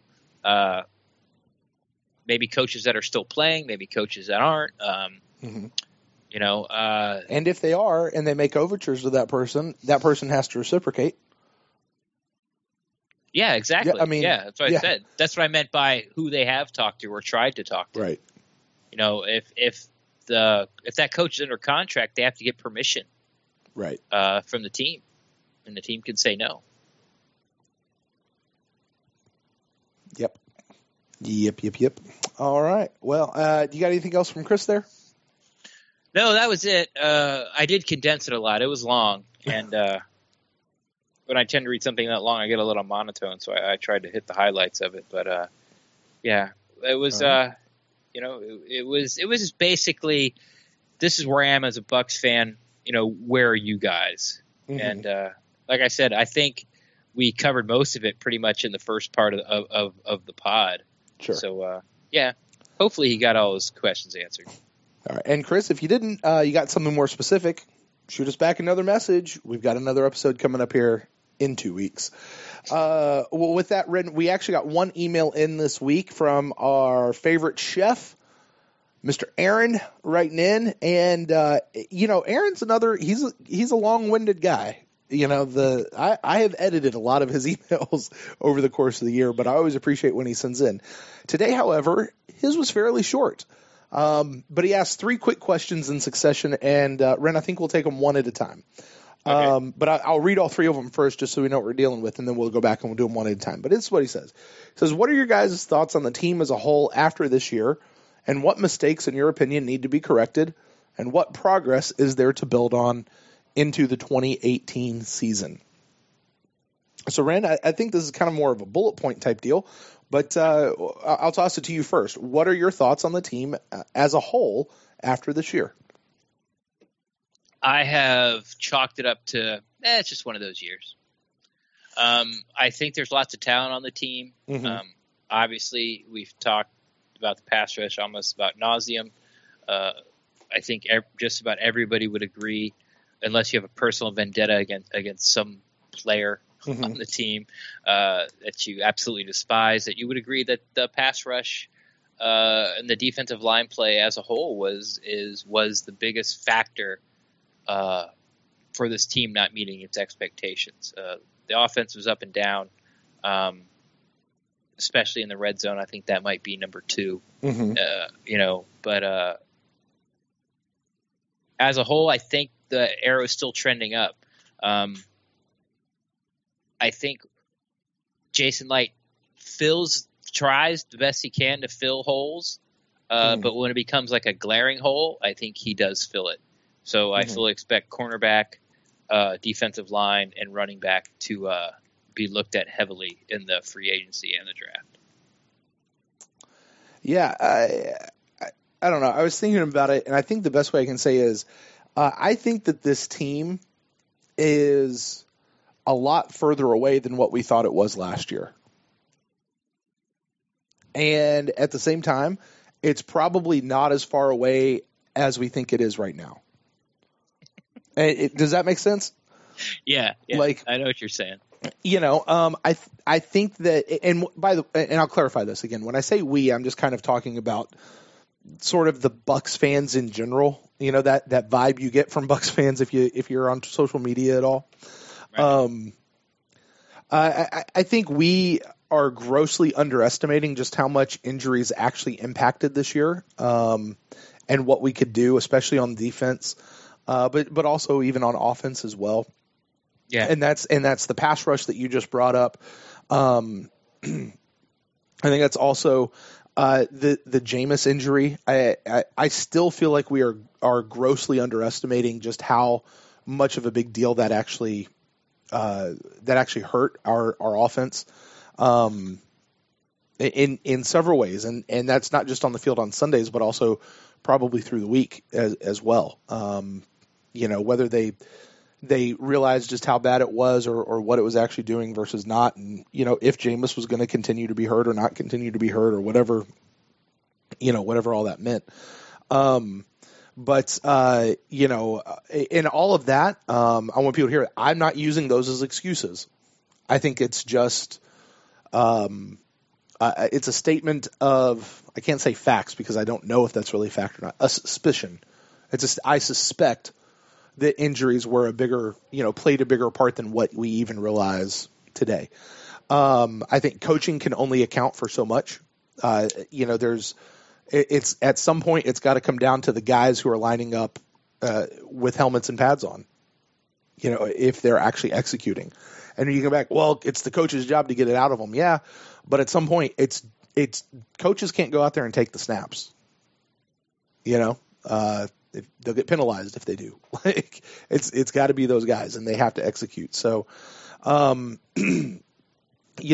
think there's probably more holes on this team than we ever thought that there were. And I think Jason probably just has a bigger job this year. I think we're further away than, listen, if he gets these 2 or 3 guys, then man, we're set and we're heading to the playoffs next year.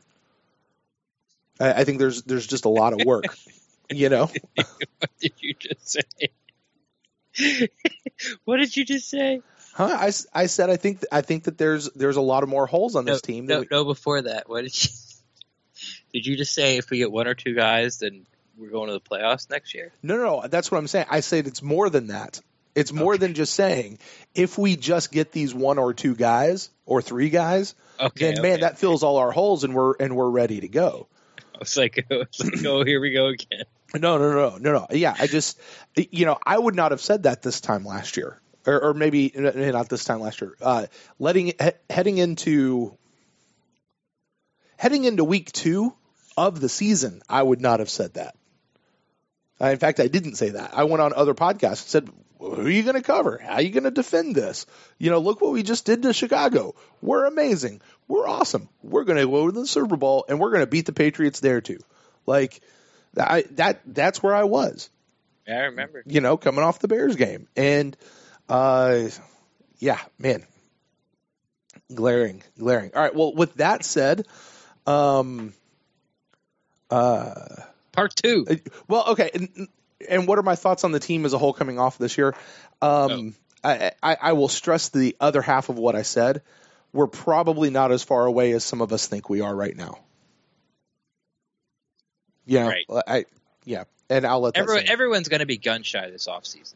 Yeah, it's like it's like burning your hand on the stove. It's no, I'm not going to use that for a while. Sure. Nah, I'm a little leery. Right. Okay, Ren. So what needs to be corrected? Let's put on, let's be men and let's fix the problem here. All right. What needs to be corrected? Pass rush, baby. Pass rush. Yeah. Yeah. Pass rush. Guard play. Guard play. Yeah. Okay. Score in the Okay. red So let's zone more. no. All right. I'm pretty sure I know your answer to this, but I'll ask it anyway, just for posterity's sake. Sure. Move Allie back to guard. Depends. On. I don't think it's going to happen this year. Like I said, I've been doing a little bit of free agency work, and there's a couple of guys that are guard centers that are out there, or may not. They're out there now, but they could get re-signed, like I said, with their own team and not test the market. But there's not a lot of like top-notch centers out there. So it depends. If they bring in a top-notch center, but say he's older, like 34, 35, I could see moving Allie back to guard for a year, because this will give us the better five. But I don't think that the Buccaneers, as far as one buck place, that's what they're looking to do. Like that's going to be the ideal situation. I don't think they want to move him back, but for the betterment of the team, the offensive line as a whole, he might. But I don't think in any stretch of imagination it'll be permanent. They're not drafting a center, if put it that way. Right. Listen, here's the thing with all that. I don't think we should move him back. I really don't.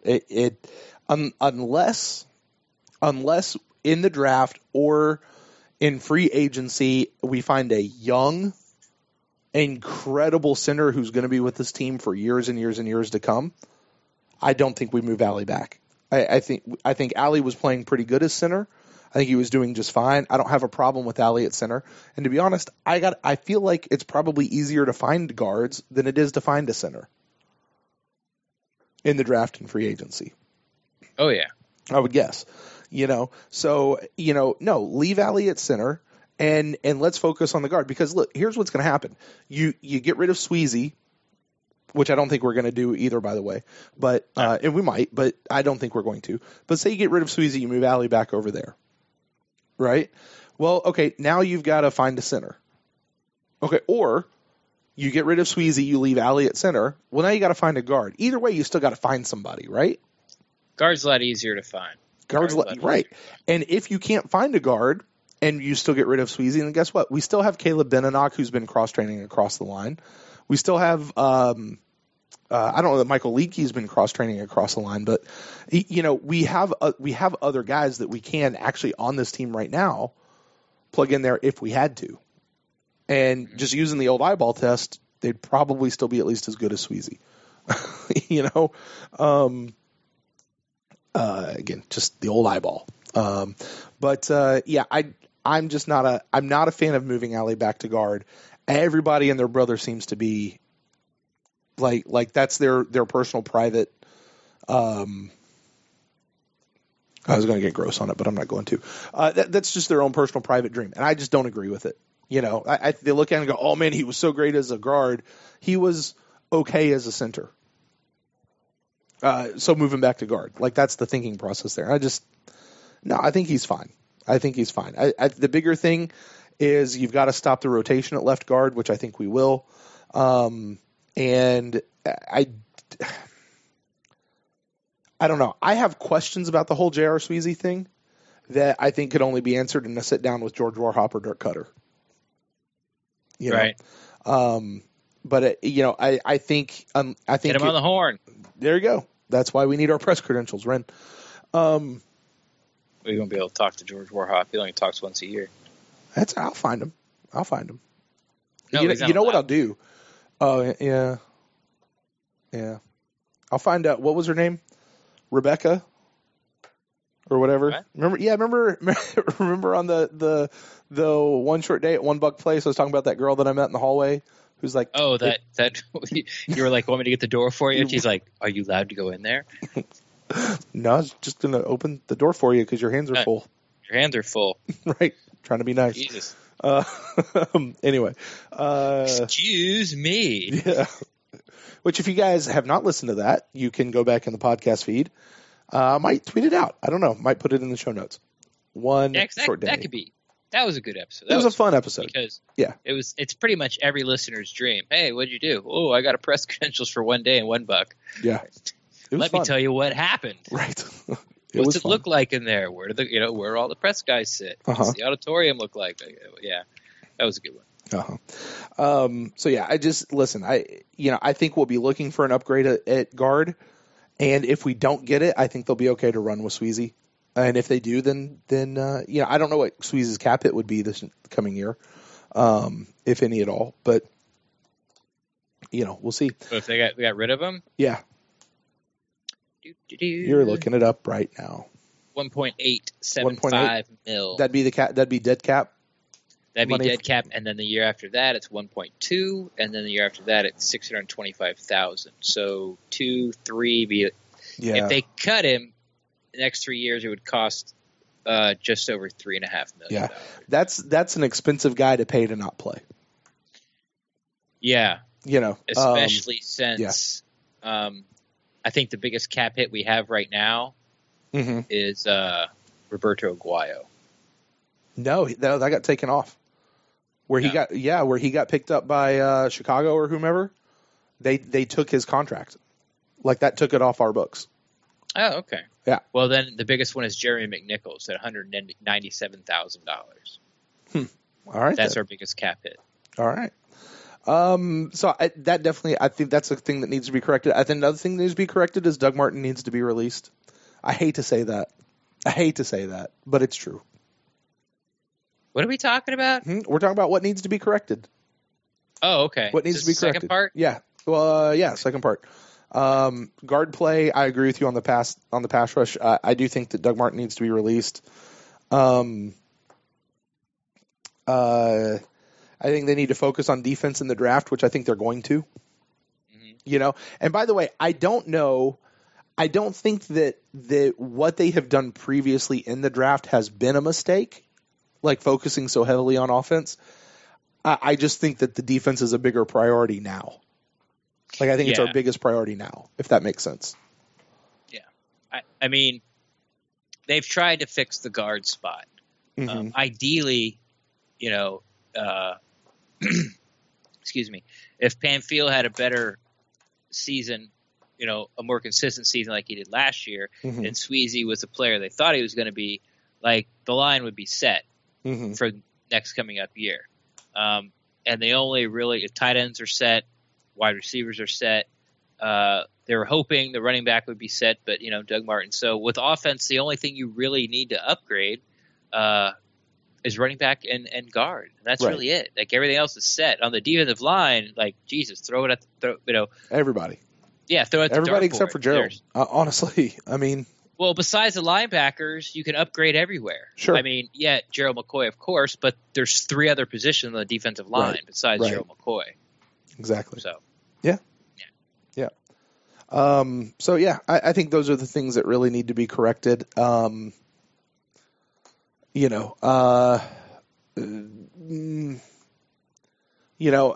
hard and how physical do these guys have to get in training camp? I don't know. Yeah, if you could show me some stats or some data about teams that have rougher training camps or harder training camps, if that equates to wins, then I'll listen to you. I'll tell you what I wouldn't mind seeing in training camp, though, Ren, is I wouldn't mind seeing a little more discipline. Like, because when these guys come out for their warm-ups and stuff, they're just kind of all doing their own thing. Like, they're not necessarily doing it together as a unit. Like, they're just kind of, each person's, like, they know what they have to do, like, what motions they have to go through. And honestly, this is me thinking back to the Jacksonville thing. Like, those guys were lined up on the yard line. Toes on the line. I mean, yeah, they were. And it was, they had a guy that was, he was blowing the whistle and they'd go to the next thing. It reminded me of my days in high school playing ball, I don't, if we're not going to hit because you want to say, the idea is just get through camp, get through the preseason unscathed. I don't necessarily disagree with that. But get physical elsewhere, like amp up the discipline side of it, if that makes sense. And I don't have a better word for it than that. Make them run gassers after practice. I don't care.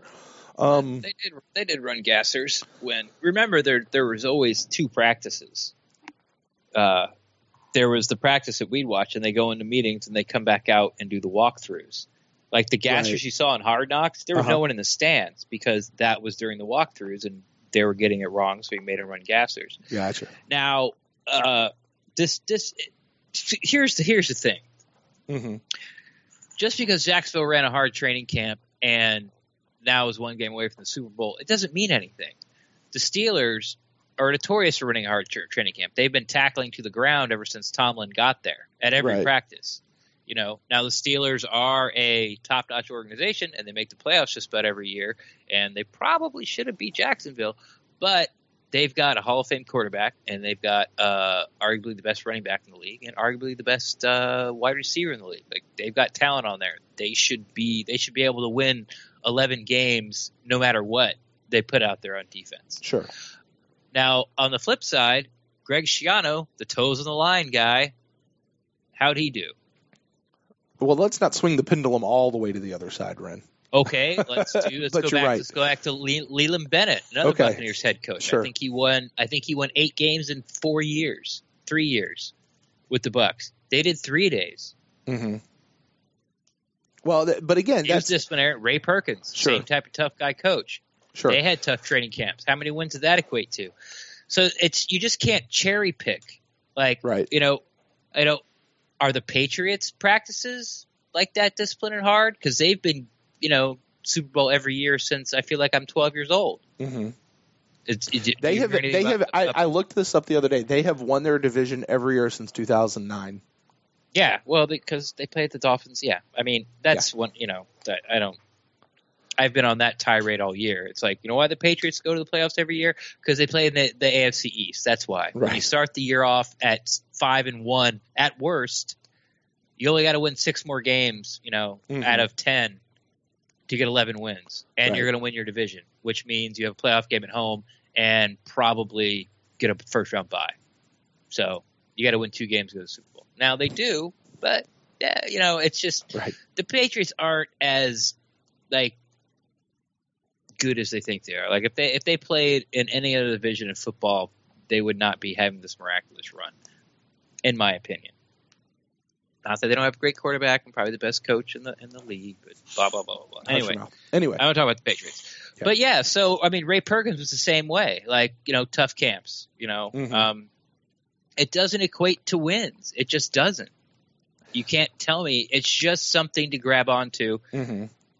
Like when you talk about culture, and I'm like, well, it's just something easy to point to when you can't figure out how to fix it. Right. Well, I mean, when you start talking about, and I hear what you're saying, because this is why I'm sitting here kind of going, I don't know if I'm going to talk about, I don't know if we talk about seeing I would like to see it, maybe, I guess, sort of, but like when you think about like how quote unquote soft, because that was a word that was thrown around about this whole season, right? How soft the defense is, or how soft something else is being played. And then you go, but back in training camp, we didn't hit anybody ever. So that means hit anybody the year before that either. 9-7, no one said a word. Same coaching staff. There you go. So maybe that doesn't need to be corrected. There is something to very much be said for getting out of camp healthy. Get out of the preseason healthy. Nothing's worse. Nothing's worse than when you see a guy get a season-ending injury in training camp. Yeah, especially a big-name guy. Yeah, and if you're a person who has to write the checks for that organization, oh my gosh, that's, Anyway, okay. The last question is, what do you think that there is to build on going into the 2018 season? Talent. Hope. Progress. The word is progress. What progress is there to build on going into 2018 season? Talent and hope. Rebellions are built on hope. Sorry. Yeah, I mean, there's lots of great pieces there. Yeah. All due respect to Max Kellerman. Just kidding. Yeah, I don't think Jameis regressed, and I've had this conversation on Twitter, and we've had it on the show before, and I still stand by it. I think he improved as an NFL quarterback in every aspect. Mm-hmm. I'm still, of course, worried about those fumbles, but we'll see what happens next year. Mm-hmm. I mean, let's take that off, Ren. Okay, are we worried about Jameis's interception rate? No. And you shouldn't. I was watching a video earlier today of like greatest playoff wins or last minute wins or something. 2 of them were Tom Brady throwing an interception to somebody like at the last play to end that particular year for the Patriots. And I was sitting there watching, just going, these guys throw interceptions. That's just part of what they do. Jameis's numbers aren't out of line. No, he's fine. The fumbles is the one that's unaccounted for, and you got to go, I don't know. I'm a little more like, it's like, you got to fix that. Yeah, it's a lot. Like, it's getting to the point where when people get around him, I'm almost expecting the ball to hit the ground. Mm-hmm. Because it's happening so often. But I think he will fix it. Beginning of the year, we were talking about the Bucs might have the best wide receiving core in NFL. Mm-hmm. It didn't work out the way we wanted with Desean Jackson, but with the emergence of Chris Godwin, you still have that argument. Mm-hmm. Or tight ends. Is there a better duo than our two? I mean, go back to that of what you're talking about of the gelling thing. I think that might be a little bit directly pointed to what Jason Licht was saying about cringing. Like that Jameis, he said he was where you go out and get all these weapons, and he was cringing at the expectation that everybody was going to gel immediately and you're going to hang 50 points a game on people, right? I'm sure he meant everybody when he talked about that, but if you had to single that down, it would be you've got a veteran in Desean Jackson coming in, hooking up with Jameis Winston here, who they've never played together before. Right. And I've said on previous pods how Jameis just takes longer to gel with receivers than most quarterbacks. Do you think Jason Licht doesn't know that? I'm not saying he doesn't. No. I'm saying that to point that out. Yeah. Like, yes, I think he does. Yes. Yeah. So, so you move to tight end. Like, mm-hmm. Is there a better duo? I can't think of any, but I don't know every tight end duo. So We'll say they're in the top 5. Mm-hmm. Our offensive line has some good pieces. Dot had a really good comeback year. Mm-hmm. We talk about Marpet as being one of the best young linemen in the game. I'm still high on Donovan Smith. He was, by the end of the year, he was tossing people. Yeah. I mean, there was lots of highlights where you just see him just toss the defensive end, like the guy's on his butt. Mm-hmm. He's like, boop. I think Donovan Smith, if you go back and you look at Donovan Smith through the first couple of games versus the last couple of games, potentially the player who had the biggest stride or the biggest marked improvement over the course of the season. Okay. I feel like Chris and I should go sit and watch film and figure that out and rate that somehow. But yeah, I do. Yeah. And I got to tell you, I wonder how much that whole rotating guard at left guard thing hampered Donovan's play. Like I was thinking about that earlier today. I really wonder, the rotating it, because remember his rookie year he was coming off Logan Mankins, right? And then you go from Logan Mankins to Kevin Pamphile, who didn't suck last year, but he didn't. Logan was like, Donovan would talk about how Logan would talk to Donovan, kind of teaching him different things. Well, he doesn't have that with Pamphile now the next year. And then this year you just had this weird confusion. I don't know. I just wonder. I was just saying. I was thinking about it earlier today. Yeah, that's something that maybe you could ask him. That would have been a great question if they would have, Allie and Donovan would have done their radio show again. Yeah. But that's one of those ways how you have to word it, because Mm-hmm. you can't go, hey, did it hamper you rotating, guards next to you? Did that, was it harder for you? Mm-hmm. And then of course he's going to give the status quo answer. So you got to say something like,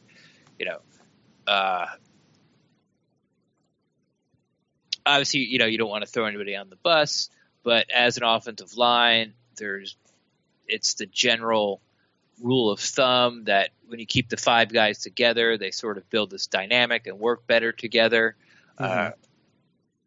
Not saying that either one of the rotating guards is better than the other, or you preferred playing next to one more than the other, but do you feel that you would have been more comfortable, or you guys might have had a better chemistry as a whole across the offensive line if they just would have stuck with one player? Mm-hmm. And so that gets him out of like saying which one he likes better. Sure. So it just be like, of course it'd be easier. And then you can follow up with something like, what would you follow up with? Well, I would ask him, I might even ask him a whole bunch about the, what's the difference with, kind of make him say, I think what I just said, what's the difference coming off of a veteran like Logan Mankins, versus having Kevin there next year or something. I don't know. I don't know. I'd have to think about how to word that. But anyway, my whole point to that whole thing is I 100% agree with you, Ren. I'm really high on Donovan Smith as opposed to some Buck fans. I think he's kind of got that Kevin Conte, that Chris Conte kind of whipping boy status with a lot of fans. Donovan Smith does, but I think he's losing it. I hope so. I really do, because I'm excited for his next year. I want to see how much he continues to progress for next year. Yeah. And then, just to flip over to the defensive side, the defensive line is a mess, but don't forget we still got Noah Spence coming back. Apparently, they got his shoulder fixed this time. They did it right this time. They did it right this time. Yeah. He actually, and he has had the surgery. I believe Cutter said that a couple weeks before the end of the season. Somebody brought it up, mm-hmm. and he was like, yeah, he had the surgery. So he'll be back. And then the rest of it's just, we got Gerald McCoy, and the rest is just a crapshoot. We got Golston, mm-hmm. but he had he might have had his worst season as a Buccaneer last year. Mm-hmm. Linebackers, what are you going to say? Defensive backs. But it's like I said, there's so many cornerbacks out there, yeah. man. Cornerbacks can be an easy upgrade. Yeah. You still got two young corners coming back for sure, and Smith and Hargraves. And then you got Justin Evans as one of the safeties. And there's there's also a lot of safeties out there that could be an instant upgrade. And then, and that's all just talking about free agency. You got the draft. So mm-hmm. I think the biggest problem, once again, is the defensive line. Like, that thing is a mess. Clint McDonald is a free agent. Mm-hmm. Chris Baker probably is not coming back, Right. I sort of made the argument once again in earlier pods about, well, it's really not that bad of a, his contract's not terrible to keep him around. But the more I hear people that are in the building, they're, I'm talking about the beat reporters, mm-hmm. and he has no dead cap so if they let him go, there's no dead cap for next year. Like they just say it like it's already done. Like Chris Baker's not coming back, mm-hmm. like you bring up his name, be like, yeah, he's not coming back. Like they know they've heard it, but they just haven't reported. You haven't written a story about it. They just say it as like it's a done deal, Mm-hmm. So yeah, shit. Sorry. Defensive line, man, fix it. Yeah, but as far as progress though, you kind of glanced over at the linebacker play. Yeah, that's a good thing to build on. And I'll jump back over to the offensive side of the ball one more time. Peyton Barber. You talk about some progress we made. That is certainly, it is not the solution to all of our running game woes, but it's a good bit of progress.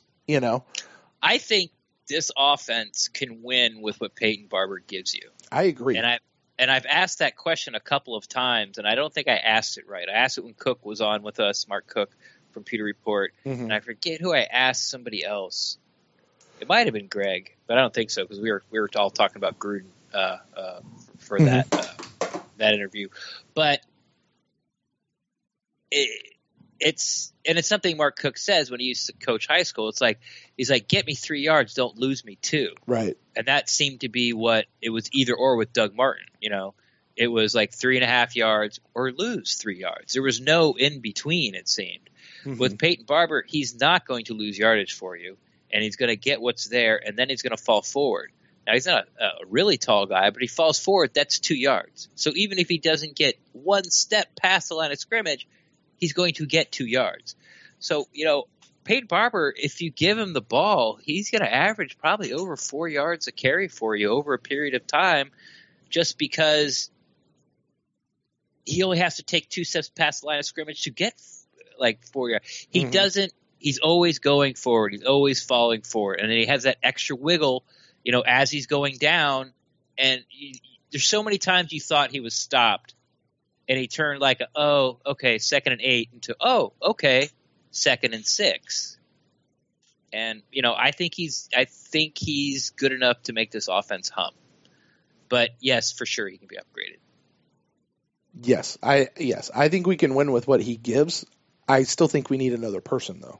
It can't just be him. We need – that second. And this is where I'll give, I think Trevor Sikkema had a fantastic article in his Cover 3 this past week talking specifically about the running back and what that might look like in today's NFL, kind of changing up our thoughts with that. So, so I think it was a good question from Chef, about lots of that, but there's lots to build on, lots of hope. I think you said that word kind of right at the top of this one. Lots of stuff to really, the pieces are there. We certainly have the pieces are there. The defensive line, I think you and I both agree, definitely. Revamp. Yep. I agree. All right, Ren. Well, that is going to do it for this episode and for this week. So just as a final reminder to all of our friends out there, you guys can get in touch with us about anything that we have talked about today at facebook.com/thepewtercast or on Twitter @thepewtercast, or you can always email us, email into the show at thepewtercast@gmail.com. Ren, do you have any final thoughts, and where can the people out there find you on the internet as we sign off for this week? I think we covered it pretty well. But you can find me on Twitter is the best way and easiest way at Rendaxt, REN_DAXT. I'm always down to talk Buccaneers football. And if you guys want to get in touch with me personally, you can find me at Brent Allen Live on Twitter and on Facebook. And that is going to do it for us until next time. Now, next time is coming a little bit sooner than just 2 weeks, Ren, because next week we are going to have our Love 'em or Leave 'em episode where we're going to be talking about our free agents. These are the guys that we already have in-house who are up for free agency. We'll kind of be giving our rundown as to whether or not we're going to love them and want to keep them around, or we're going to leave them and let them go. We also have the Pewtercast Awards Show, which will be live, Mixler.com, coming up on Monday, January 29th. You guys be sure you join us for that, and go vote. Whatever you do, go vote. Pewtercast Awards Show. That is pinned to the top of our Twitter page. You guys can find that there. So with all that said, until next time, guys, go Bucs.